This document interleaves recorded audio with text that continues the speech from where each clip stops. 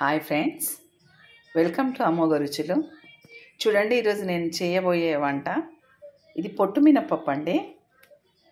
దీంతో మన తెలంగాణలో ఒట్టికిల చేస్తారండి. ఒట్టికిల అంటే డ్రై అన్నమాట. చాలా రుచిగా ఉంటుంది.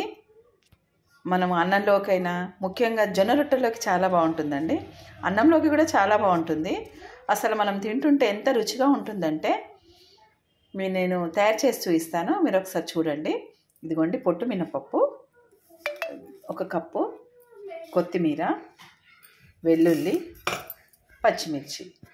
చూడండి, ఈ వెల్లుల్లి పచ్చిమిర్చి కలిసి పేస్ట్ చేసుకోవాలండి. పేస్ట్ చేసి అన్నీ కలిపి ఎలా చేయాలో నేను చూపిస్తాను. Wait and see. చూడండి, మినపప్పు కడిగేసి కొద్దిగా పసుపు, ఒక 2-3 డ్రాప్స్ ఆయిల్ వేసి పెట్టానండి. మనం స్టీల్ దాంట్లో పెట్టకూడదండి. స్టీల్ దాంట్లో కానీ సన్నది పెడితే మాడిపోతుంది, మాడు వాసన వస్తుంది, రుచి రాదు. చూడండి, స్టవ్ మీద ఇట్లా డైరెక్ట్గా పెట్టేసుకోండి. పెట్టేసి కొంచెం కలపండి. అది కొంచెం వేడి కానివ్వండి. వేడయ్యి కొంచెం అది ఉడకడం స్టార్ట్ చేసినప్పుడు ఇంగ్రీడియంట్స్ అన్నీ వేయాలన్నమాట, మనం అనుకున్నవి. చూడండి, చూసారా, ఉడకడం స్టార్ట్ అయింది. ఇప్పుడు చూడండి, ఇందులో ఉన్న మనం పచ్చిమిర్చి వెల్లుల్లి పేస్ట్ చేసుకున్నాం కదండి, ఇది మొత్తం ఇందులో వేసుకోండి. అంటే కారం ఎక్కువ కావాలనుకున్న వాళ్ళు కొంచెం ఎక్కువ వేసుకోండి. కారం తక్కువ తినేవాళ్ళు మీకు సరిపోయేటంత ఈ పేస్ట్ అందులో వేసుకోండి. చూడండి ఫ్రెండ్స్, ఉడుకుతోంది. ఇందులో కొంచెం జీలకర్ర పైనుంచి వేయండి.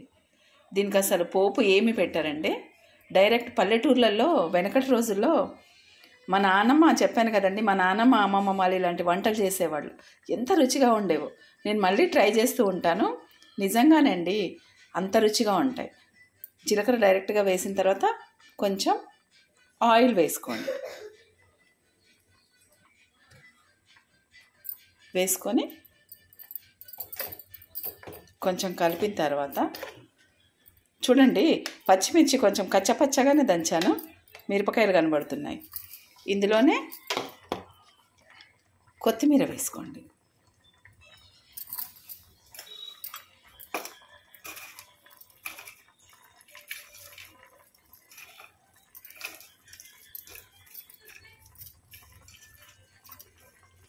మళ్ళీ మనము పచ్చిమిర్చిలో వేసుకున్నాం కదండి వెల్లుల్లి, అవి కాకుండా డైరెక్ట్గా వేసుకోండి. ఇలా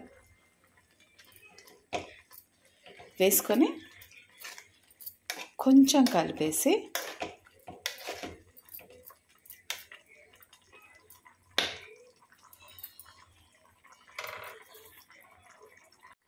ఇలా మూత పెట్టి సిమ్లో పెట్టేసి వదిలేయండి. అది మెత్తగా ఉడికిపోతుంది. ఉడికిన తర్వాత ఎలా వస్తుందో చూపిస్తాను మీకు. చూడండి, ఉడికిపోయింది. చూడండి ఎట్లా వచ్చింది. నాకు కొంచెం ఇలా మరీ మెత్తగా ఉడికితే నాకు ఇష్టం ఉండదండి, రుచి అనిపించదు, నాకు అనిపించదు. ఒకవేళ మీకు ఇంకా మెత్తగా ఉడికించుకోవాలి అంటే ఉడికించుకోవచ్చు. నేను ఈ స్ట్రక్చర్లోనే ఉంచేస్తానండి, చాలా బాగుంటుంది. మీకు కొంచెం డ్రై అనిపిస్తే ఇంకొద్దిగా ఆయిల్ వేసుకోండి దీనిపైన.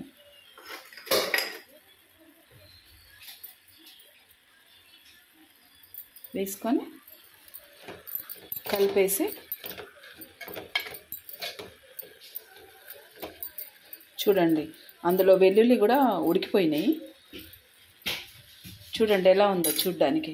ఆ పల్లెటూరు వాళ్ళు పొలానికి జొన్న రొట్టెలు దాంతోపాటు తీసుకెళ్తారు చూడండి, ఏదో ఒక కర్రీ, ఇలాంటివి అన్నమాట.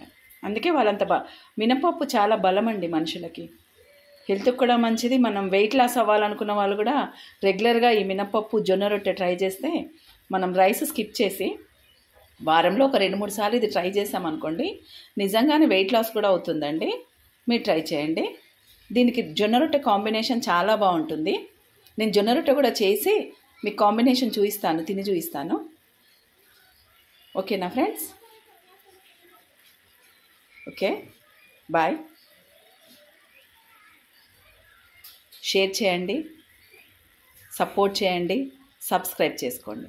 మళ్ళీ జొన్న రొట్టె వీడియోలో కలుస్తాను. 2 కాంబినేషన్ చూపిస్తూ. బాయ్.